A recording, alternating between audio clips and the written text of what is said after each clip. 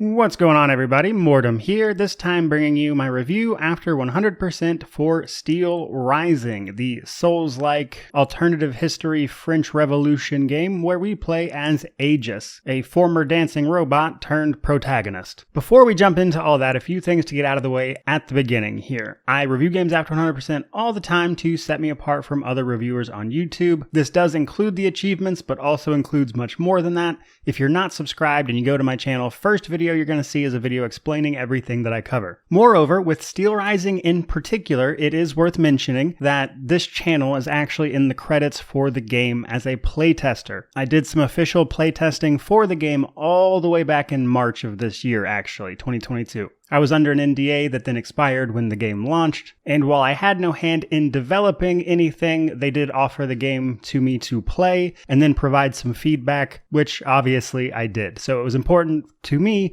to mention that at the beginning of this review. That said, I did not get a review copy or anything. I did pay for this copy of Steelrising that I am playing and showing to you guys, which brings me to my next point. Because of this game's recent release and some of the conversation around more technical aspects of the game and how well it's running, I wanted to start this review with a bit of a TLDR. I have seen reports of the game crashing frequently on people, but in my personal experience, I ran into two things that I would consider noteworthy. An incredibly choppy frame rate, even on a high-end bit of hardware. So I use my gaming PC to, of course, record and edit videos, and also play games in 4K. I was playing this game in 4K with a 3080 Ti, and on average, I would say the frame rate was anywhere between 40 to 60 FPS. However, it would regularly dip down into the 20s. Now that is with the game on max settings, but even with playing around with the settings, I could never get to a place where the frame rate was consistent. Now obviously all games are going to jump around to some degree, but this game had a frame rate that bounced around all the time, seemingly for no reason. Which is a shame because there are times when you're playing the game and you're actually getting a really good frame rate like 80 plus, and it looks incredible. But nonetheless, choppy frame rate. Now the other thing I wanted to mention in this regard was I did encounter one very annoying bug a couple of times, where I would just stop being able to interact with anything, and I couldn't just reload the save to fix this. I had to quit to desktop and relaunch the game, and for whatever reason that seemed to fix it. And last but not least for this TLDR, it's a short game. If you're just going through the story, you're likely to spend maybe 10 hours on it. The story plus doing all of the side activities in a single run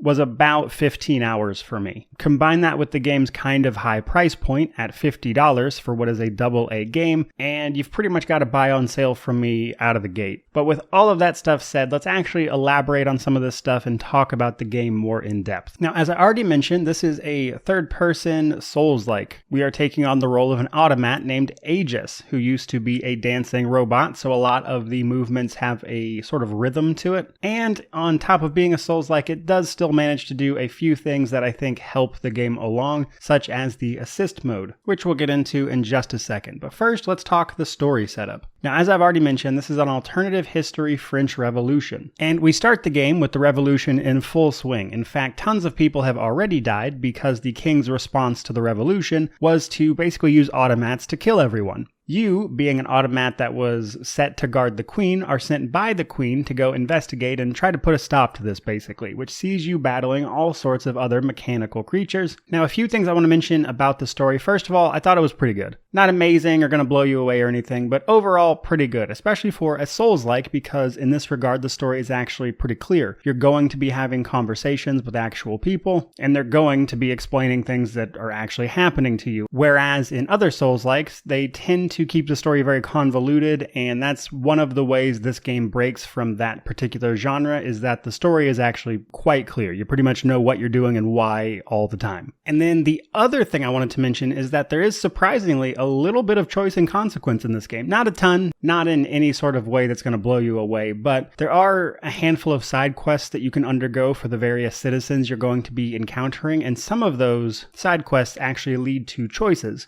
And depending on those choices, you can get a slight variation to the ending, basically about who's in charge afterwards. Now, the broader ending is still pretty much the same, but there is, again, a small kind of variation depending on your actions throughout the game, which is interesting. But from there, let's actually talk difficulty. As Souls-likes go, this is a pretty easy one, to be honest with you. But if you are nonetheless finding the regular version of the game too challenging, there is an assist mode, which will allow you to customize a few various things about the difficulties, like whether or not you lose all of your anima essence upon dying, which is essentially your experience, or do you recover energy almost instantaneously, that kind of thing. So you can customize the experience in that way. So in terms of difficulty, the baseline is already pretty easy, and then the assist mode makes this an incredibly approachable Souls-like. But from there, let's talk character creation. First up, we have the cosmetic stuff. We can customize how Aegis looks a little bit, the material that she's actually made of, like the metal that you're made out of, as well as your wig and face. Now, much more importantly, we can pick our starting class. This is an important decision, but it's not make or break either. What the starting class is going to do for you is determine your starting loadout in terms of the weapons you have equipped and your starting stats. But all of that is pretty quickly changing, as the starting stats are relatively minor, like 2 or 3, and they go all the way up to 20 in terms of level advancement. And I would say probably the more interesting thing about the starting class is the weapons you're actually starting with. But once you get to Paris, all of the weapons become pretty quickly available anyway. But nonetheless, it is going to dictate how you start playing the game, because a lot of the combat and styles of play come down to what weapons you're wielding, which we'll get to here in just a bit. But first, I want to talk world building and level design a little bit. So we are, of course, playing in the city of Paris, and it was destroyed by the war, and all of these automats are around. But in addition to this, we can also find pretty gruesome displays of bodies everywhere, presumably killed by automats or each other, which I think collectively gives an eerie, almost apocalyptic feel to everything, while simultaneously being sort of like Renaissance meets steampunk, and it's a very interesting aesthetic overall, but I liked the atmosphere quite a bit. I thought it was great. Now, the city itself is divided into various levels. The first part of the game is fairly linear up until you come across the horseless carriage, or a car, I believe it's called. The carriage is what's going to allow you to fast travel to the various districts of Paris, and then each one of these areas serves as its own sort of self-contained level. And while you do have a map of Paris specifically, you don't have a map of the actual level that you're on, but early on you do get a compass, which when used will display like exactly where objectives are. So even though you don't have like a proper like mini map or anything like that, it's still usually pretty easy to find your way around, especially as you navigate and just kind of learn the streets. But upon visiting each area for the first time, it's pretty straightforward. You're usually going to be there for the main quest, and you'll probably be fighting a boss at the end in most cases. However, you can then return to explore, find more stuff that you maybe missed once you get more access to exploration tools that allow you to access areas you were not allowed into before, or you're just completing some side quests. Now, it's worth mentioning that when you return to these areas, because of the new tools that become available to you, you will explore areas of the level that you had not seen. So even though you are somewhat retreading old ground, there is new stuff to see as well, which if you're going to have retreading in your game, I think is the right way to handle it, because compared to one of Spider's other games like the Technomancer, you are very often just running through the exact same place over and over again. So in that way, and on top of the level design, we are continuing to see Spiders grow as a developer, in my opinion, even if they are still pretty firmly a AA production. But let's talk about the level design in particular a little bit. Overall, I enjoyed it. I thought it was pretty solid. There's a lot of opening shortcuts to kind of circle back to where you were before and kind of open up quicker paths through a level, which is a very Souls-like thing to do. And probably my favorite thing that they do is oftentimes they present ways to come up around behind enemies and then sneak attack them, which is a lot of fun for me personally, so I wanted to mention it. But all of that combined, there is actually even more with the verticality. At a certain point, you get a sort of grappling hook that allows you to move around the levels, and will see you scaling up the sides of buildings to access certain areas. And there is a surprising amount of verticality or platforming in some cases to the level design. Now, I would tell you the jumping can be a little off sometimes. Like sometimes you just move in like the slightly wrong direction, and it doesn't necessarily feel like you have the most control possible over the movement sometimes, but mostly it's not that bad. Now, another thing I want to talk about the level design is the Vestals. Vestals act as your bonfires for this particular Souls-like, with the added little bit of having a shop at them. So every Vestal you encounter, which is always marked by this very unique type of statue sitting on top of them, will allow you to, of course, upgrade all of your character stats if you have enough experience to do so, or purchase or sell things to the boutique, which is your store. And like most games, this is a store that expands as the game progresses, so what's there at the beginning will slowly increase what's available to you, which overall I thought was pretty cool. I want to talk about character progression, and then we're going to get into combat. Character progression has a decent amount to it, so let's start with your base stats. When it comes to your stats, there are, no matter what you're doing, 3 important stats, but one of them kind of varies depending on your play style. Vigor and endurance are kind of useful for everyone. That is your health and your stamina, which obviously everyone needs. However, depending on the weapon you're using, the other stat you're going to want is different, because this is your sort of weapon damage scaling, which changes weapon to weapon. But when you find a weapon you like, you can see what stats it scales off of in terms of its damage, and increasing that stat will, of course, increase the damage from that weapon. But overall, pretty simple system. But that said, all of these stats max out at 20, which means even if you want to grind it out, you will eventually hit a point where you can kind of get everything maxed out and you can kind of do whatever you want at that point. And because of this, it's relatively easy to kind of mix and match your build a little bit or try new things. In addition to this, we can also upgrade our module slots, our weapons, and our healing item called the Oil Barrette. The modules are effectively that. They're modules we can install on Aegis that will increase her capability in some manner. These come in 3 tiers. As you play the game, you'll find module keys around. Later on, you can just buy some of them, and you can unlock module slots and then upgrade them with these keys, which will allow you to use the higher tiers of modules, and these are significant bonuses and should not be ignored. The other part of this is, of course, weapon upgrading. Weapon upgrading requires your sort of anima or your experience points, as well as various upgrade materials, which are bronze, cast iron, bismuth, and orichalcum. Bronze and cast iron you'll find everywhere. They drop off of enemies. Bismuth will drop off of stronger enemies a little later into the game, and then orichalcum only really drops from the major bosses. Now, all of these materials can be bought at a kind of high price actually from the store, again, once you hit a certain point in the story, but you can use all of this together to upgrade your weapons from level 1 all the way to level 5. This will increase, of course, their damage and various other stats, but probably most importantly can potentially increase the effectiveness of their stat scaling, which combined with a very high number in that stat can get you some pretty serious damage. And last but not least, we have our Oil Barrette. You can increase 2 things here: the number of charges you have between Vestal visits, as well as the effectiveness of that healing item. That said, there is also another type of healing available called an Ordinary Oil Vial, which is a heal over time effect. One of the harder achievements for this particular game was to beat the entire game without using the Oil Barrette, which is certainly possible, but a bit more difficult. You can upgrade these as well as you find various upgrade components through the story, usually in chests here and there, and you can upgrade the charges as well as the effectiveness. Now, before we move on to actual combat, one last thing I want to mention is the diminishing returns on your stats. Most of your stats get their biggest bonuses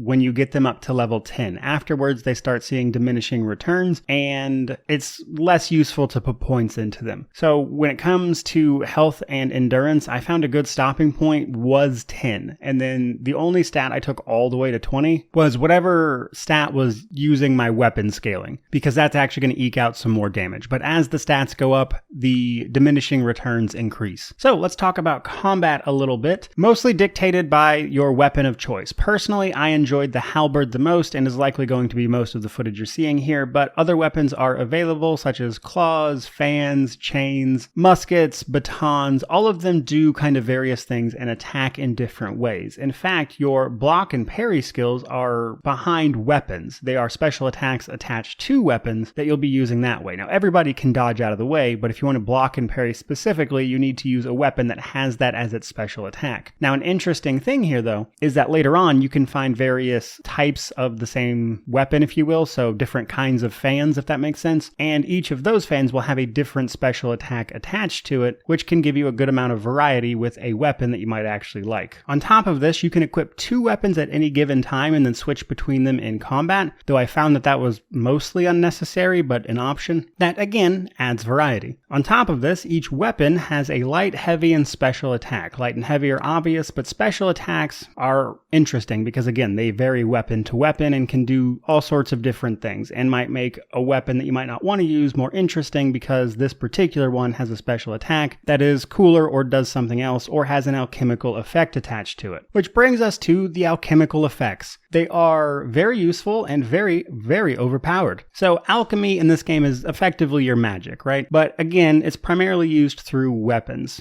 and their special attacks, or sometimes the weapon will passively deal alchemy damage. But each type of alchemical damage, if you will, can apply a status effect, such as burning, freezing, fulmination, which is electrocution, or petrification, which is like stunned. These can affect you as well, and they are something you have to watch out for occasionally, but they are incredibly effective against enemies. Some enemies are very resistant to certain types of elemental damage. However, they are all weak to one of them. So while most smaller enemies you can just hack and slash away at, and this isn't necessary to really get on top of, but the bosses in particular are where this becomes exceptionally notable. Even the big end area bosses are always weak to at least one of these elements. And what I haven't told you yet is grenades. Grenades are the most overpowered thing in this game. You can find tons of them. They're all over the place. You can also just straight up buy them from the store. And what I would do is just hoard all the grenades that I would find in an area until I got to the boss, find specifically which element it was weak against, and then use the grenades, which I'll use one of those element types, against the boss until it died. In fact, I no-hit several of these bosses because the grenades are so strong and can, in some cases, actually even knock the boss down, which allows you to just spam grenades at the thing, which means most of these big intimidating bosses become absolute nothing burgers when you just throw grenades at them until they die. Which again leans into this being probably the easiest Souls-like I've ever played. Now, one more thing I want to mention on the combat is the sort of weighty feel to it. It's touch and go. So one of the derived stats that is applied through your main stats is balance. Balance dictates essentially hit reactions. Enemies have this and you have it. However, your character is capable of stacking so much balance through both your armor that is available to you that you can equip and also one of your stats. And you can get that balance to a point where your character is just shrugging off hits, which means there is no hit reaction, which means there's no recovery time, and you can just keep spamming away. So while the combat feels pretty good and weighty in the beginning, I found that as that balance stat went up, the combat felt increasingly floaty because there was just no hit reaction on my end, which again made the combat even easier. And all of these things combined to make combat where I just never really died. In this entire 100% for this game, I think I died less than 5 times. And when that did happen, it's usually because I was outnumbered and I got hit with like a freeze effect and I couldn't move in time to get out of the way, basically. So to give sort of opinions about the combat here, it's just that. It's a little too easy and it kind of winds up getting in its own way because you have just options upon options available to you, whereas almost every enemy is very slow and has very telegraphed movements. So I am just outpacing these guys in a way that's not even close to fair, to be honest. So you kind of just get to a point where you're just destroying them at all times. But all of that said, guys, let's talk positives, negatives, and wrap this thing up. So on the positive side of things, as far as Souls-likes go, it's very, very approachable. With the assist mode and the relatively toned down difficulty of this game compared to other Souls-likes, it's pretty approachable as a result. On top of that, I loved the art style and the direction. Again, it was just kind of eerie, but also sort of Renaissance and steampunk at the same time, and I was really into it. I loved the visual direction of this game. And also, it has a coherent story, which is, weirdly enough, not common for Souls-likes, but here we are. And then the level design itself I thought was really well done. I enjoyed exploring. But nonetheless, we still have these negatives. For starters, the frame rate, like I mentioned, is all over the place, and despite having tons of options available to you, the combat seems to be lacking kind of oomph, if you will. And when your game is the combat, like when it's centered around the combat, that's a bit of a problem. And then the last negative is the bosses are kind of a joke. Like visually, they're very cool, but like the big end area bosses are the easiest enemies in the game, which is very strange, especially if you take that grenade spamming route. But even if you don't do that, they just don't pose much of a challenge. A lot of them, again, have very slow telegraphed attacks where you just dodge, hit them, and they'll die. So you don't even need to do the grenade thing if you don't want to. But all in all, it just kind of makes the big bad bosses in particular feel lackluster as a result. But all of that brings us to our conclusion. This is kind of yet another AA, somewhat janky experience from Spiders. It being their first Souls-like, I actually think it's a pretty good attempt. But what really draws this game away from being recommendable are, of course, the performance issues, and then the actual price of the game compared to what you're getting. Because as I mentioned, for most people, this is going to be a 10 to 15 hour experience, and they want to charge AAA money for that, which on its own, not a terrible thing, but when you start looking at the performance issues on top of those things is when this game becomes a bit difficult to recommend. So for me, as a conclusion, this is definitely a buy on sale. Having actually paid for this game, I would have felt better about it if it was like 30 or 40 bucks, but 50 at a baseline for this is just too much, which is, strangely enough, a very common thing for Nacon, their publisher, actually. Almost every game I've reviewed of Nacon has been like $20 more than it really should have been, which is just kind of a quick aside. But overall, Steelrising, it's good. I enjoyed it, but it's a buy on sale for me. There's just too many performance issues that are going to hinder the experience, and what you're actually getting for $50 is relatively on the light side, frankly. But with all of that said, guys, certainly hope you enjoyed the video. If you did, like, comment, subscribe, all that YouTube jazz. But regardless of any of that, truly, thank you so much for watching. I really do appreciate it. May you wander in wisdom and have an amazing day.